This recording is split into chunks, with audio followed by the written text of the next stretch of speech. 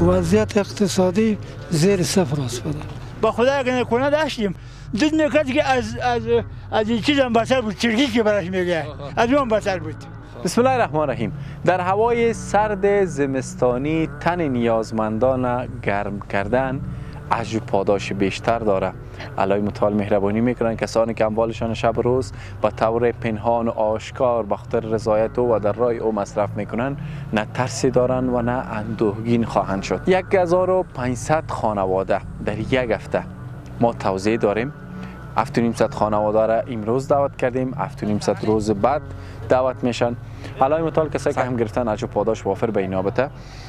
برنامه امروز ما شامل موادی که به نیازمندان میتیم بوتا است و همچنان جمپر است، جراب است، دستمال گردن است، جاکت است و بخاری است، 2 تا کمپل است. در کل پکیج نزدیک به 10,000 افغانی که حال مواد دیگهش به ذهنم نیست. تقریبا نزدیک به 5 جور بوت است که انشالله به این نیازمندا داده میشه، هم از خواهرها و هم از برادرها و هم کودکا. لینک ها مشاهده میکنین. انشالله ما بسته ها را به سر جایش گذاشتیم. میریم به مرحله بعدی. خانواده های نیازمند که منتظر هستند داخل میاریمشان و مواد خودشان تسلیم میشن و میرن. السلام علیکم.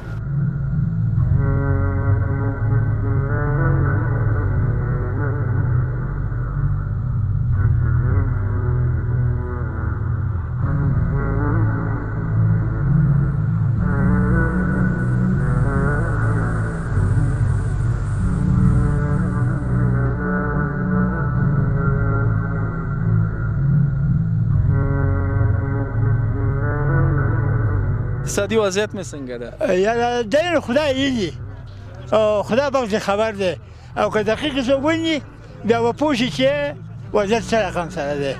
بغیر استفاده کنین. کمپل است و بخاری است، مواد دیگه است. انشالله بخیر استفاده کنین. خدا برزن خیر بده.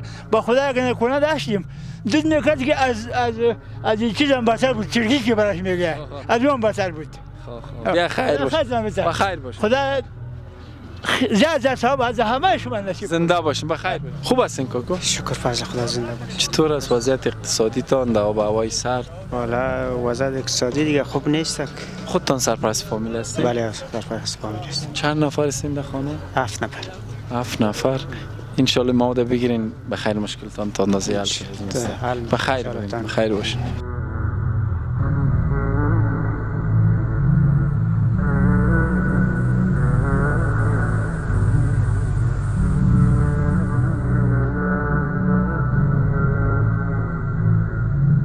وضعیت اقتصادی زیر صفر است. کسی دیگه در خانه غیر شما کار نمیکنه؟ نه خودم سر کراچی کار میکنم، ولی کراچی هم قدر پروشات نیست. نه حالا کم شد. بخیر استفاده کنین. بفرمایید شما. خونه خوردی؟ خونه خوردم. یا سرد است؟ نه هوا سایتم سرد است. کس کمکتان کرده؟ نه قبل از این؟ نه تو راست وضعیت اقتصادیتان؟ والا دیگه یک کراچی که در دیگه. خب کراچی دارین؟ آره.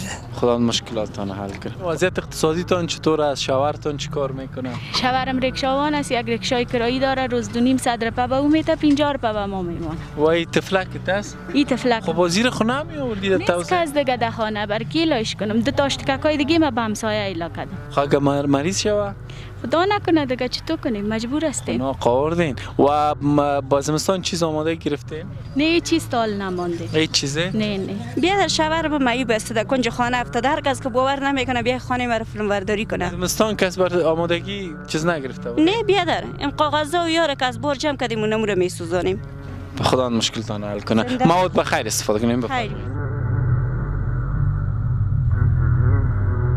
خوب هستی کاکا؟ بخیر باش زنده باش جانم. چطور وضعیت اقتصادی؟ وضعیت دیگه چی کنی دیگه، خدا مهربان است. مقصد از مجبوری اگر بگه که هیچ از پروشد نیست دیگه، چی کنی دیگه. کسی کمکتان کرده؟ نه کارگر خود ما هستیم دیگه، خلاص 6 نفر هستیم، فقط خود ما زحمت. چی کار میکنی؟ چه مشغول هستین؟ یک فقط یک دانه کراچی دارم، دم سرک هستیم دیگه. میشه کارتان در کراچی؟ والا نمیشه. چی تو کنی دیگه، نان خشک میشه که یک نان ببری کمجا. بخیر بین شما بیاین.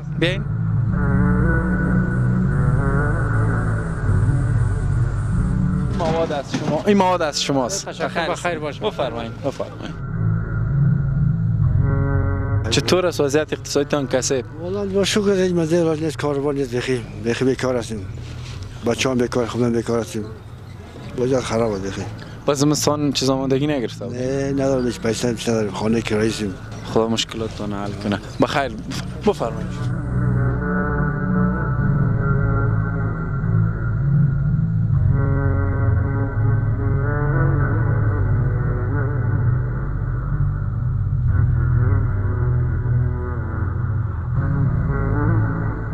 البته دوستان عزیز، قابل ذکر است که نزدیک به 27 ولایت در افغانستان ما تحت پوشش قرار دادیم. ولایت بغلان، ولایت کابل، پروان، پنجشیر و جلال آباد، لغمان، ولایت هایی که همین از زور ذهن ندارم و این روند ان شاء الله ادامه داره. در کابل ما در این هفته 2 توزیع داریم، هفته بعد 2 توزیع دیگه ان شاء الله که نزدیک هر کدام این توزیعات ما نزدیک به 1000 خانواده می باشه. ان شاء الله ما به فامیلای نیازمند ما کمک میکنیم.